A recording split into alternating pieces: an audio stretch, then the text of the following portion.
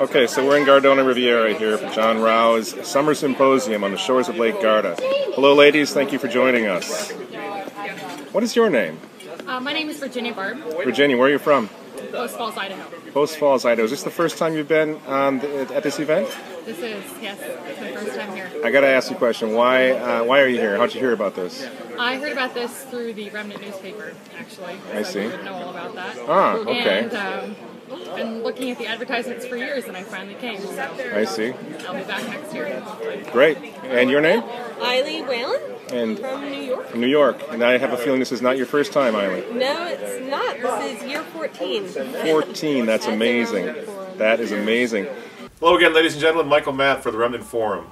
There's an awful lot of bad news out there in the world today, from Rome to Washington to Brussels, all over the world, that it's kind of our pleasure tonight to talk about something that is not bad news, that is good news for a change, and that is the success of a very important Catholic program that takes place annually, every year. In my opinion, there are two really significant events that are going on that should give all of our friends and all of our allies a great deal of hope. One of them is the Chartres pilgrimage, the pilgrimage from Paris to Chartres, which takes place in early June.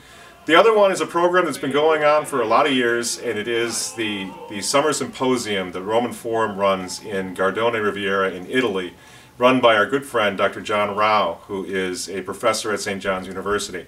Dr. Rao joins us from New York. Everything's going ahead as scheduled, I understand. You're going to have another event this year in the first 2 weeks in July, correct? What are the dates on that? From June 30th till July 11th, and it looks like it's going to be, from the speaker's standpoint, the best ever, because we have a wide variety of people who are going to represent every possible position within the traditionalist camp. Oh, that's great. John, let's just, I mean, you and I know, you know obviously an awful lot about this event, and I think most of our readers do of the Remnant newspaper.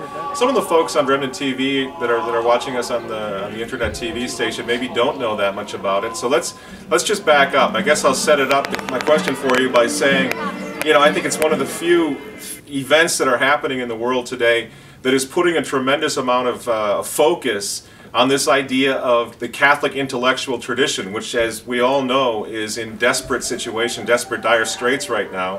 And is it fair to say that your organization, that this effort that you do every year, is about trying to rescue that Catholic intellectual tradition and to preserve it, and hopefully to see it continue into the future, even beyond our own lives? Well, absolutely. It's something that enables us to be able to contact internationally scholars working across the globe for the sake of preserving Catholic tradition. But of course, when we talk about a Catholic intellectual position, we're talking about a position that recognizes the need for the whole man to be involved in what the mind is going to be doing, and that means the man whose soul is involved and whose spirit is involved, whose artistic concerns are involved, and that's what Gardona addresses. Do you think that we do have a crisis, to use a more modern expression? It seems like there has been a truly awesome dumbing down process in our society over the past several over the past century, but certainly over the past several generations. The problem is, and you must run into this all the time, people don't seem to realize that, do they? No. I mean, crisis is too weak a word to describe what's happened intellectually. The fact is that people have so lost any sense of the entire intellectual tradition that, as you mentioned, they precisely are not any longer aware that there's a crisis. If they were aware there were a crisis, that would be a good sign. Yeah, it's like ignorance and pride growing together now, because we've seen such marvels in technology and instant gratification, and we can Google everything. I mean, this whole idea of being well informed, of being well read, of having wisdom. I don't know how, I mean, you're pushing a huge boulder up the hill, because not only are most people today, sadly, unaware of what we've lost intellectually, but the ones that have some inkling of it don't really care. You can just Google things. You don't need to study anymore. You don't need to really understand things anymore or strive for wisdom. Just Google it, right? Right. People are trapped in a shell right now. And it's necessary to get them out of that shell. And once again, that involves not just an intellectual work, but an actual physical labor of having them move from where they are in order to meet other people and interact with other people, other Catholics. And that's precisely what we do at Gardone. It's an experience that's incomparable, and more incomparable today than it would have been 50 or 100 years ago, because it just doesn't exist.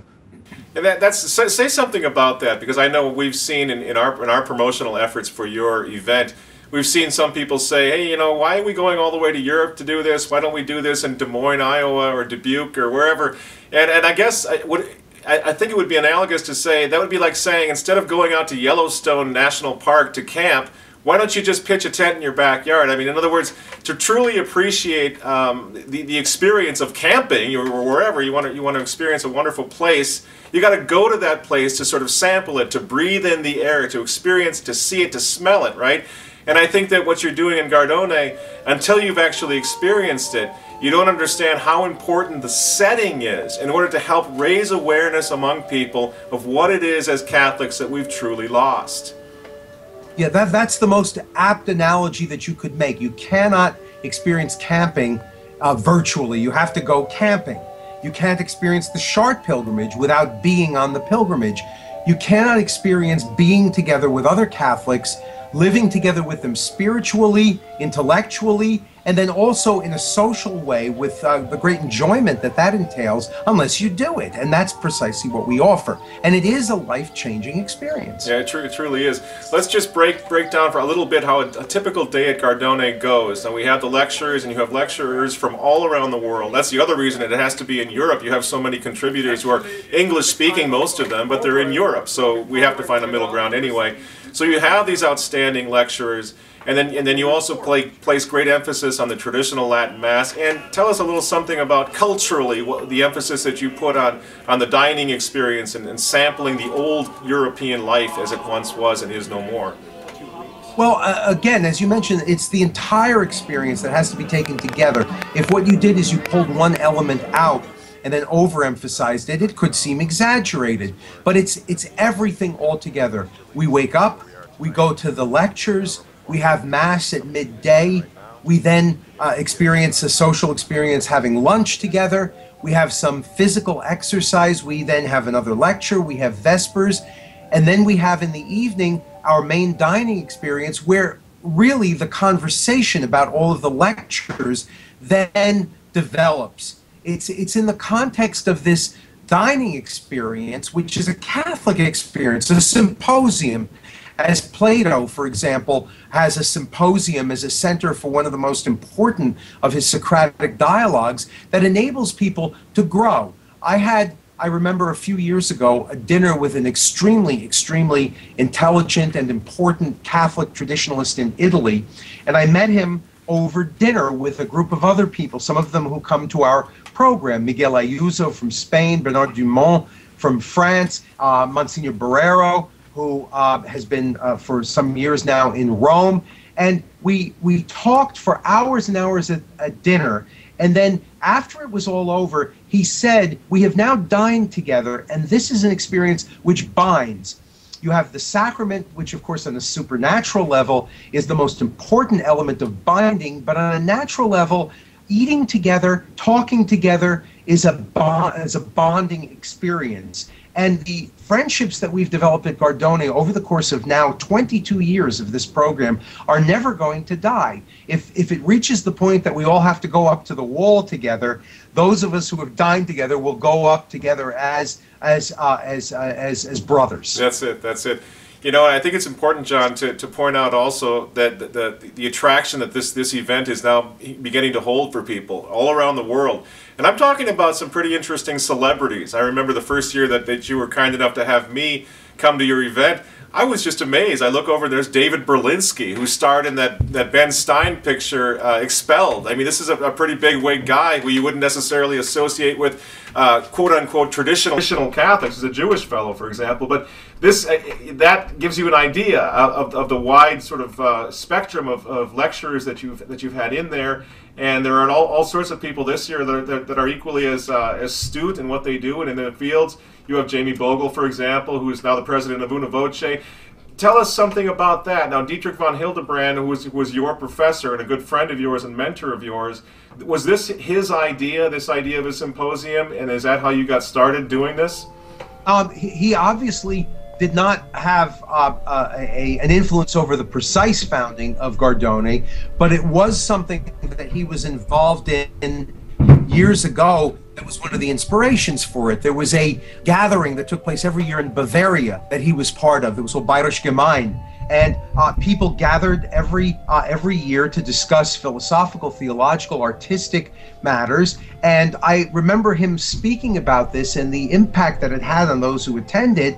And that's what I wanted to imitate here in a much, much more dangerous situation in which friendship among Catholics is more required than ever. That's what I wanted to imitate. And that's what I think is more essential now than ever before. We're celebrating, or not celebrating, that would be a bad word, we're commemorating the 100th anniversary of the First World War, and the fact that we're living in an environment which is still dealing with the kinds of modernist problems that Pope St. Pius X was addressing in the years before the First World War. And what we are in now is a frontline experience, like the frontline experience that soldiers in the First World War had, and which bound them together as, once again, brothers. We're in the front lines, and we have to recognize that and realize that we're in a war. The bonding experience is going to be absolutely more essential now than ever before. No, that's it, John. I wish we had an hour to chat about all the different aspects of this event that contribute to this idea of preparing for bad times to come. And if you can possibly make it to your event, the friendships, as you say, and the alliances that are formed, the intellectual stimulus that's there, it's just such a terrific package. But I want to just to sort of tempt the viewers a little bit, or to tease them, I should say. Talk a little bit about the little town itself, which you know really comes off almost like a soundstage. As to an American, especially, you can't believe that it's truly a real place and real people are living there. You've had events where, for example, you'll have the Alpini come across from the neighboring mountain peak in the evening to sing for the town, not only for your group but for the town. Say a little something about that. The response that the town has given you. It's almost like when you bring this Catholic life into their midst again, and that town is becoming, in a sense, more Catholic than it had been, because like everything else in Europe, it's falling away from the faith. And yet the response to your event and to your group has been really a beautiful thing to see. Yes, no, the people in the town wait every year for this. This is a grand event for them. They talk about it as the 2 weeks when really life is brought back into the town. It is stunningly beautiful, as you mentioned. When you look at the hills from the church after leaving Mass, the entire setting is like a microcosm of everything that God created in the universe, and the townspeople really rediscover their own roots when we come there. Not only is it the Alpini that we bring, these Alpine soldiers who have got their tradition of song, which is wonderful to hear, but this year what we're doing is we're bringing a group of people that I heard last year from Brescia, who are experts in the folkloric tradition, and they managed to bring everybody that is watching what they do into a participatory singing and dancing, which really just is like a resurrection of an entire culture. We also have other groups that keep getting in touch with me, more and more of them getting in touch with me, who want to be part of this. I cannot underline this enough, when we arrive there, rediscover who we are. And that's something which the tradition does for us as well. The more we dive into the tradition, the more we discover who we are, and the more we live. And we live a more perfect life because the tradition is Christ, and diving into Christ is diving into the fullness of life. That's right. That's right. We can't give up on those great, wonderful old world Catholic ideas that our Americanist sensibilities are, trying constantly to urge us away from. We have to fight against that as strongly as we fight in favor of the traditional Mass or in our traditional liturgical patrimony. All these things are one. You can't separate them. and just concentrate on one aspect. We're running a little bit short on time, John, but one of the things I'd love to stress, have people understand, is that if you're looking for a European getaway, this is the ultimate Catholic, traditional Catholic, event to choose, because it's very family friendly. I know you bring your children, and I think that if people realize that this is a great event for teenagers, for little kids, for older people, it really does sort of have something for everyone. Right. The one thing that I would like to add, just as a final comment, based upon this commemoration of the 100 years anniversary of the First World War, Woodrow Wilson brought a message from America that is not the proper message that America should teach. We are coming from America, and we are bringing to Europe an American Catholic message rooted in tradition, which can be of real value for our brethren abroad who have somehow or other lost contact with their own roots, so that we're doing the job that that was done badly 100 years ago. We're doing it correctly. Boy, is that ever! And we see this every year when we go to France, and our French brothers over there are just so surprised, I guess, at first, that to the extent to which American traditionalists really do have a longing and a yearning for what was good and Catholic about old Europe. That really is something that appeals to us, and we celebrate it whenever we do see it, whether it's in France or Italy or wherever. And it's interesting how much Americans can impact that, because, as I say, our European brothers don't necessarily anticipate that in Americans, and when they see it, one gets the impression that they themselves their spirits are sort of bolstered by it. They're kind of inspired by that. Absolutely, and we are bringing something which is distinctly American while we do this. So, I mean, it's not as though we have nothing to offer of our own. We have something very good to offer, as long as it's rooted in Catholic truth. That's right. All right, John, how can people help you out now? I know you've got a pretty full boat this year, which is great news, but you still have about 6 seats remaining, and you need a lot of money to kind of help bring a lot of these lecturers into the event, correct? Well, I need 6 more full-paying people to be able to make sure that the program runs without us having to go and work in the coal mines next year. But it's always possible for us to accommodate those who have not got sufficient funds for this, so long as we don't have to. In other words, we can offer some places at cost.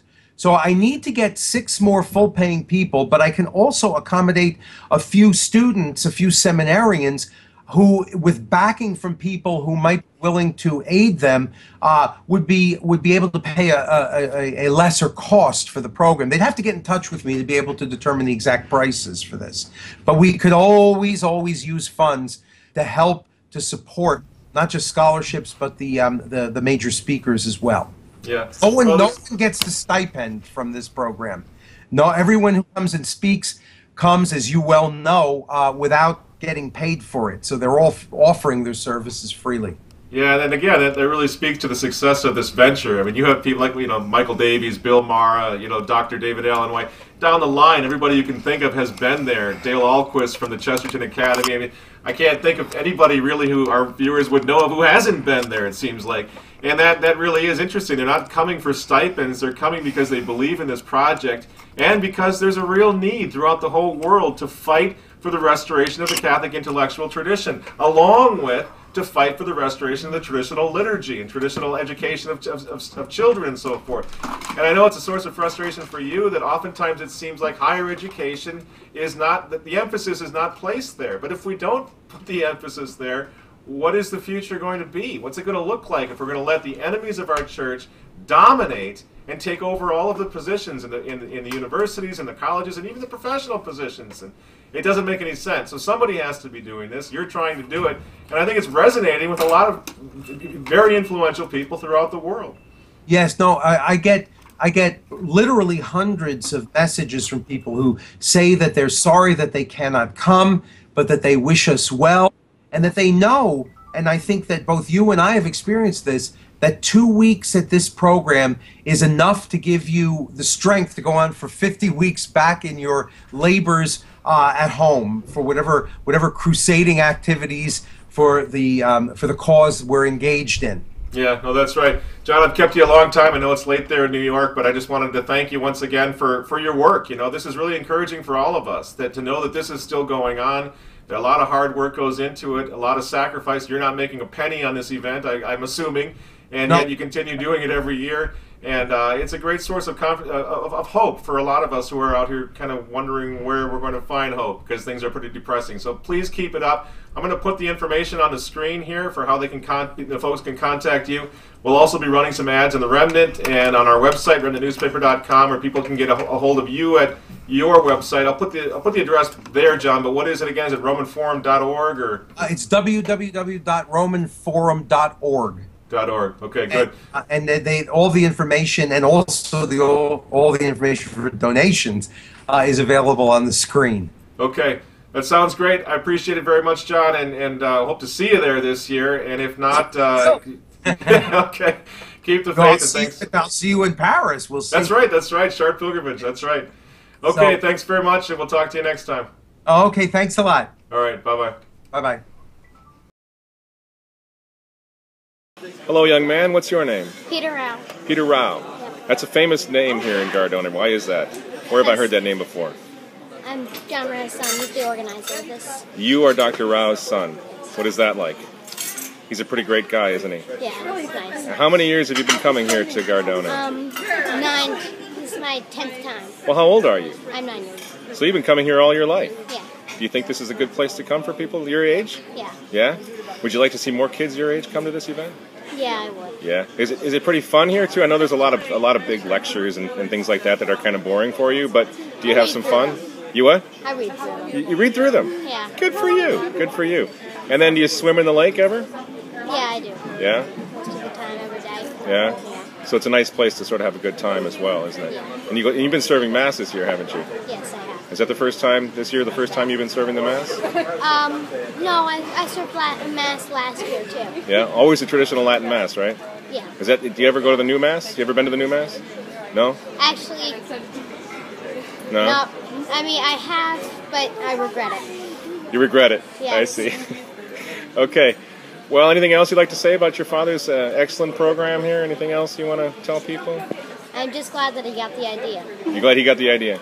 And you'd like to see some people maybe come next year and bring some kids your age, right? Yeah, that'd be even greater. Mr. Rao, thank you so much for your time. Have a good day.